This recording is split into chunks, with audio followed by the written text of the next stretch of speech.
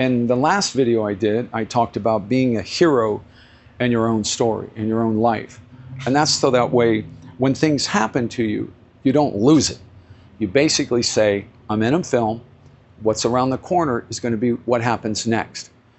And you see yourself getting through those things. Well, that idea didn't happen to me right away. That happened when I was 21 years old. You see, I was an electronic technician. At 21, I had learned electronics. I went to a vocational school during high school, and I also wanted to learn how to make my amplifier so when I'm in my little guitar band, that it was louder. I ruined that amplifier, but I learned a lot about electronics. So I applied at 3 different companies at 21, 3 different places that needed people that could repair electronic stuff, and I got hired at all 3. And I picked the one that was on consignment or a commission. That means I would make $19 every time I repaired something. And because I know I'm a hard worker, I'm going to make $40, $50 an hour if I work fast. So I took that, and that actually helped me buy a house within a year with my wife.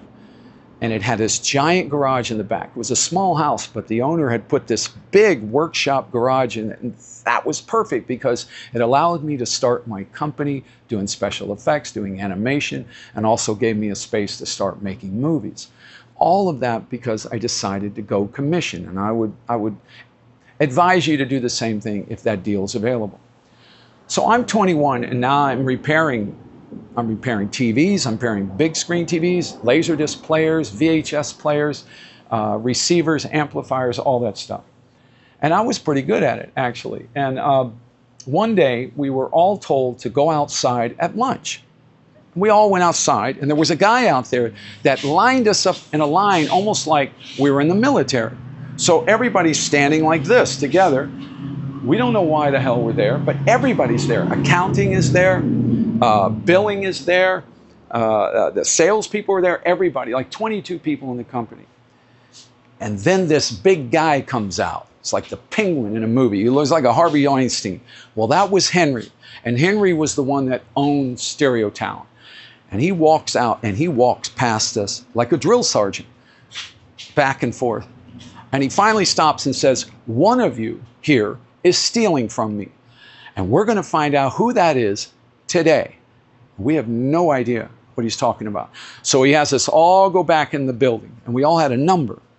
And he gave us these numbers, and what it was we were going to take a lie detector test. Wow. I didn't know it was illegal at the time, but listening to other people, it was.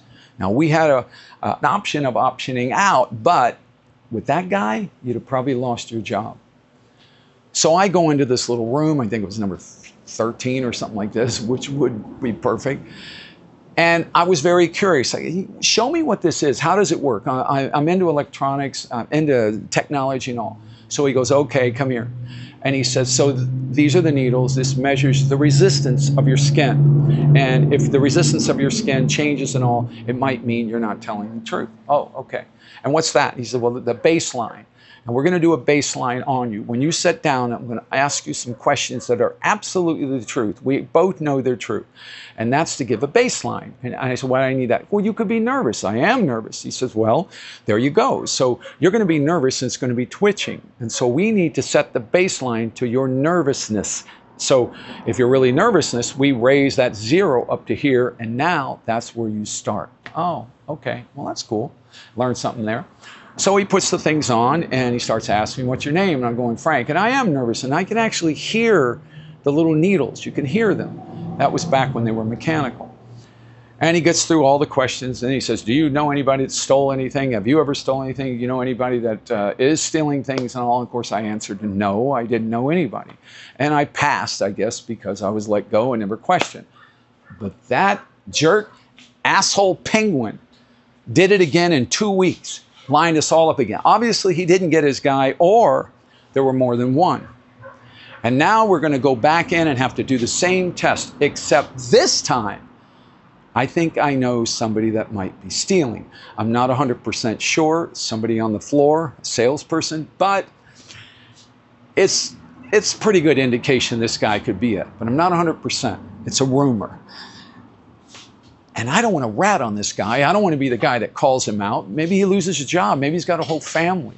you know? I just have a wife, but he's got a whole family. What would happen? So what am I going to do? How am I going to get through this? Now, it's a different guy behind there, and I know about the baseline, and I know about all the other stuff. So I picture myself on the highest cliff you've ever seen. I mean, a drop off right by my feet to death. And I am terrified of heights. In fact, when we would go hiking on these mountains and my friends got close to the edge, I was scared for them. I'm way back here saying, if you fall off, I got to drag your body to your parents, and we got to bury you, and it's not going to be fun.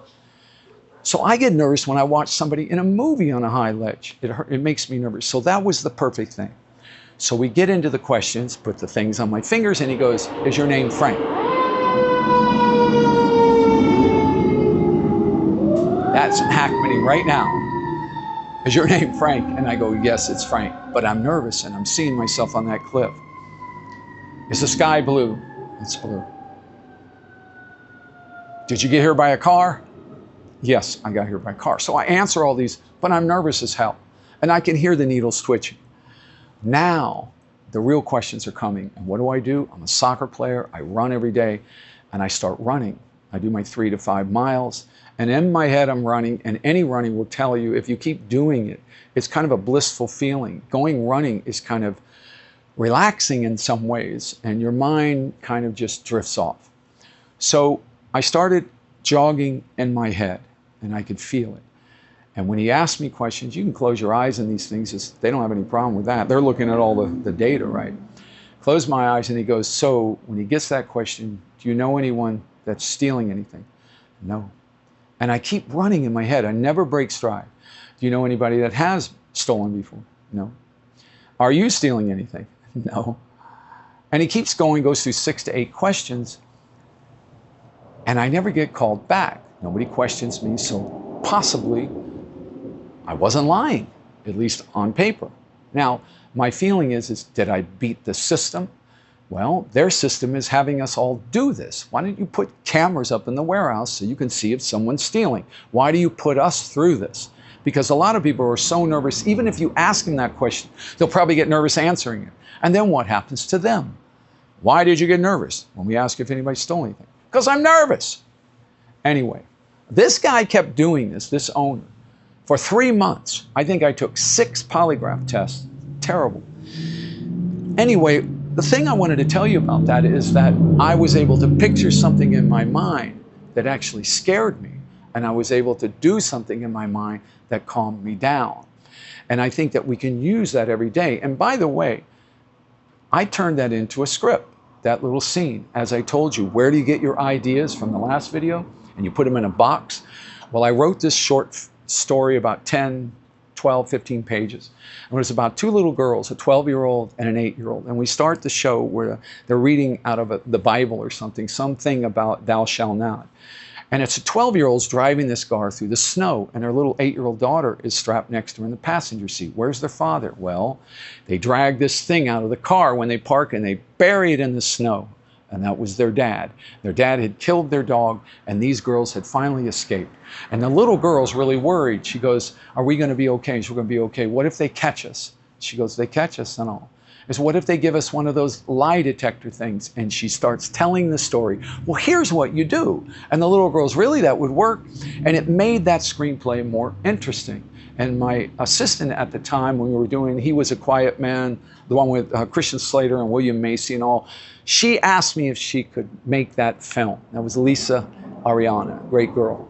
And she went off and made that short film with 2 little girls and all. So all of that came about because, one, I allowed myself to go there and learn something I never knew about myself. And that would evolve into seeing myself as the hero in my own movie.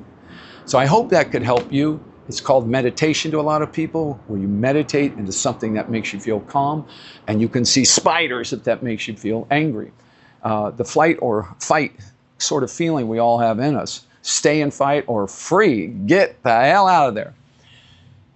Now, the next video, I want to ask you, do you believe in miracles?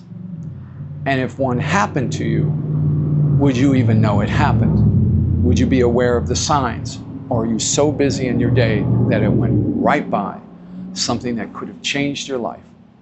We'll talk about that next time. This is Frank, being Frank. Have a great day.